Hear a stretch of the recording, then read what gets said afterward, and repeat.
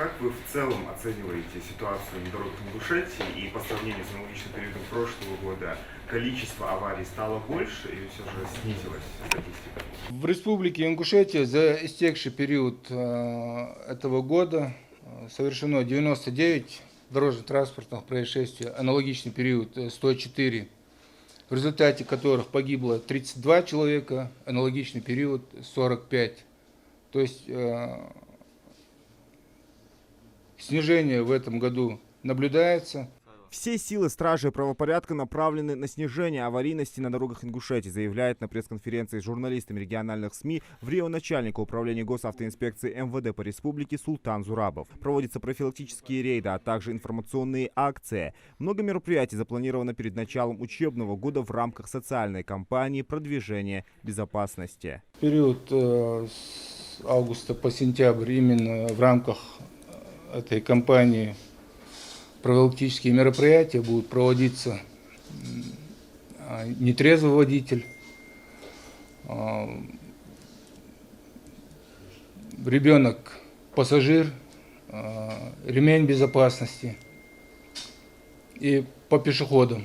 По словам полковника полиции Султана Зурабова, в целях принятия мер реагирования на изменения дорожно-транспортной обстановки с учетом анализа аварийности за прошлый год во всех подразделениях госавтоинспекции МВД по республике пересмотрены дислокации постов и маршруты патрулирования. Для оказания практической помощи по обеспечению безопасности дорожного движения, например, на территории Малгобекского района в соответствии с ежедневно разрабатываемыми служебными заданиями, в период с 16 часов до 00 часов обеспечивается патрулирование участка автомобильной дороги Назрань-Малгобек силами экипажей, дополнительного экипажа отдельного батальона ДПС.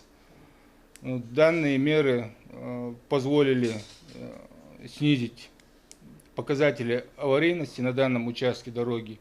Сотрудники правопорядка обращают внимание родителей на то, что перевозка детей до 12 лет на переднем сиденье легкового автомобиля запрещается без специального детского удерживающего кресла. Статистика показывает, что игнорирование требований ГАИ приводит к фатальным ошибкам. На сегодняшний день в республике зарегистрировано 13 ДТП, в которых погибло 4 детей, пострадали 14. Также в ходе рейдов много случаев фиксируют и по управлению автотранспортом без водительского удостоверения. Статистика показывает где-то в день 5, 6, 10 человек.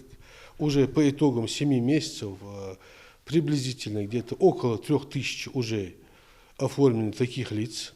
За рулем поймали без права управления. Лишенные права управления, повторно, которые управляешь, пьяные, это тоже много очень фактов, уж больше 200 фактов. Не говоря уже о том, что уже более 100 лиц задержано повторно управляешь транспортным. То есть эти лица, в отношении которых возбуждены уголовные дела уже. Вот, да, есть такие моменты, работаем, выявляем таких нарушителей, принимаем меры по законодательством.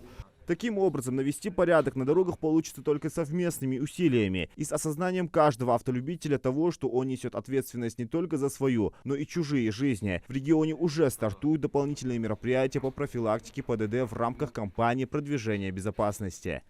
Эта кампания проводится в рамках федерального проекта безопасности дорожного движения, национального проекта «Безопасные качественные автомобильные дороги». Социальная кампания продвижения безопасности направлена на повышение грамотности и уровня правосознания участников дорожного движения, а также профилактики правонарушений, связанных с нарушением скоростного режима. С окончанием каникул и старта школьного сезона автолюбители призывают быть на дорогах бдительнее и не превышать установленную скорость. Зелимхан Калоев, Сулейман Костоев, Магаз 24.